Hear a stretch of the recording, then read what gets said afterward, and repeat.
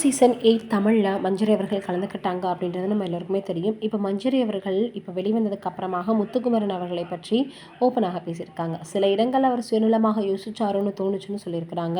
ஃப்ரெண்ட்ஷிப்பில் மிகப்பெரிய அளவில் Jacqueline mind shift இருந்திருக்கு, அதற்கான காரணங்களும் இருந்திருக்குன்னு மஞ்சரி சொல்லியிருக்கிறாங்க. மஞ்சரி மற்றும் தீபக்கின் எவிக்ஷன் பலருக்கும் அதிர்ச்சி ஏற்படுத்தியிருந்தது. இந்த சீசனின் மற்ற போட்டியாளர்களுக்கு கடினமான போட்டியாக ஆடிக்கொண்டிருந்த நபர்கள் வெளியேறிட்டாங்க அப்படின்றது பலரின் கருத்தாக இருந்துச்சு. வீட்டிலிருந்து வெளியேறிய மஞ்சரியை சந்தித்து மிகப்பெரிய விஷயங்கள் பார்த்தோன்னா பேட்டிகளாக எடுத்திருக்கிறாங்க. அப்போ சொன்ன சில விஷயங்களை தான் நம்ம இங்கே பார்க்க போகிறோம். வெளியில் வந்ததும் பலரும் அடையாளப்படுத்தி பேசுகிறாங்க. அது ரொம்பவே மகிழ்ச்சியை கொடுக்குது. முக்கியமாக பெண்கள் பலரும் பேசுகிறது சந்தோஷத்தை கொடுக்குது. சமூக வலைதளங்களில், இன்ஸ்டாகிராம்களில் பலரும் மெசேஜ் பண்ணியிருக்காங்க. நான் அனைத்து மெசேஜ்களையும் படித்தேன். இது வரைக்கும் நான் இப்படி இருந்தேன், உங்களை பார்த்த பிறகு ஒரு உத்வேகம் கிடைச்சிருக்குன்னு பலர் சொல்லும்போது நல்லா கேம் விளையாடிருக்கேன்னு ஒரு திருப்தி கிடைக்கிது. ஒரு கட்டத்தில் என்னுடைய கேம் சாச்சுரேட் ஆகியிருக்குன்னு நினைக்கிறேன். இதுவே நான் வெளியேறினதற்கு ஒரு காரணமாக இருக்கலாம். அதே சமயம் நல்லா விளையாடுறாங்க, நல்லா விளையாடலை அப்படின்றத தாண்டி மக்களுக்கு பிடிச்சவங்க உள்ளே இருக்காங்க. இதில் ஃபேர் அன்ஃபேர்னு பேச்சுக்கு நான் போகணும் அவசியம் இல்லை, எனக்கு விரும்பவும் இல்லை. சிலருக்கு ஃபேர்னு தோணும், சிலருக்கு அன்ஃபேர்னு தோணும். கடந்த வாரம் தீபக்கோட எவிக்ஷன் பலருக்கும் அதிர்ச்சியை கொடுத்துருந்துச்சு. தீபக் ஒரு ஸ்டாண்டர்ட் அமைச்சிட்டாரு. அவர் ஃபைனல் மெட்டீரியலும் கூட. மக்களுக்கும் எனக்கும் அவர் ஃபைனல் போகணுன்றதான் ஆசையாக இருந்துச்சு. அது நடக்காதது ஏமாற்றம் தான் அப்படின்னு அவங்க டிக்கெட்டு ஃபினாலே வாரத்தில் முத்துக்குமரன் பதற்றமாக இருந்ததை அவங்களே சொல்லியிருக்காங்க.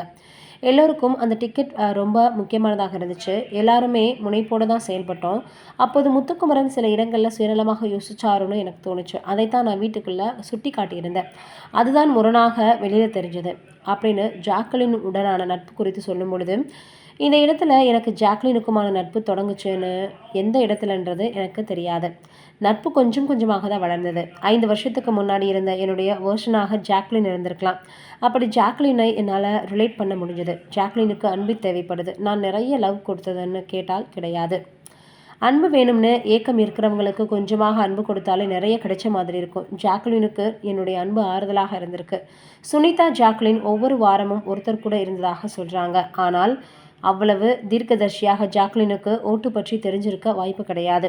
ஃப்ரெண்ட்ஷிப்பில் ஜாக்லினுக்கும் மைண்ட்ஷிப் இருந்திருக்கு, அதுக்கான காரணங்களும் இருந்திருக்கு. முத்துக்குமரனுக்கும் ஜாக்லினுக்கும் தொடக்கத்தில் இருந்தே டாம் அண்ட் ஜெரி ஃப்ரெண்ட்ஷிப் இருந்துச்சு. சில இடங்களில் ஜாக்லின் பண்ணது எனக்கு பிடிக்காமல் இருந்திருக்கு. நாட்கள் நகர்ந்ததும் நம்ம மனிதர்களை புரிஞ்சுக்குவோம். அப்படி என்னை பற்றி ஜாக்லினை பற்றி நானும் புரிஞ்சுக்கிட்டு பரிமாறிய நட்பு தான் கடைசியில் வெளியில் தெரிஞ்சிச்சு அப்படின்றவங்க ராணுவ ஒரு இடத்துல நான் ஸ்பாயில்ட்டுன்னு சொல்லியிருக்கிறேன். எதுக்கு ஸ்பாயில் கிட்டுன்னு சொன்னேன் அப்படின்னா, ராணவ் அம்மா வீட்டுக்குள்ளே வந்த சமயத்துலையும் நீங்கள் தான்மா அவனுக்கு செல்லம் கொடுத்து கெடுக்கிறீங்கன்னு சொன்னேன். அது ஒரு உரிமையில் தான் நான் சொல்லிட்டேன். இந்த விஷயம் வெளியில் இருந்து பார்க்குற அவங்க குடும்பத்தை காயப்படுத்தணும்னு நான் யோசிக்காமல் சொல்லிட்டேன். அதை சொல்லியிருக்கக்கூடாதுன்னு நான் வெளியில் வந்தது வருத்தப்பட்டேன். சொல்லப்போனால் எனக்கும் பவித்ராவுக்குமான ஃப்ரெண்ட்ஷிப் பற்றி வெளியில் பலருக்கு தெரியாது. அருண், விஷால் மாறி மாறி கலாய்ச்சிருக்கிற மாதிரி தான் நானும் பவித்ரா, ராணவ் கலாய்ப்போம் அப்படின்றவங்க சிங்கிள் மதர் அப்படின்னு சொல்லும் பொழுது பார்ட்னர் என்றும் சொல்கிறாங்க. சமூக வலைதள பக்கத்தில் உங்களின் பர்சனல் குறித்து பேசப்பட்டிருக்கு. அதற்கு உங்களுடைய பதிலடி என்னவாக இருக்கும்னு கேட்டப்போ, ஏன் சிங்கிள் மதர் கடைசி வரைக்கும் சிங்கிளாகவே தான் இருக்கணுமா அப்படின்னு சொல்லி முடிச்சுட்டாங்களா. இப்போ இவங்க இப்படி சொல்லியிருக்கிறது அடுத்த கட்டமாக என்ன நடக்க போகுதுன்ற எதிர்பார்ப்பை அதிகப்படுத்தியிருக்கு. நீங்கள் என்ன நினைக்கிறீங்க அப்படின்றத கமெண்ட்டில் சொல்லுங்கள்.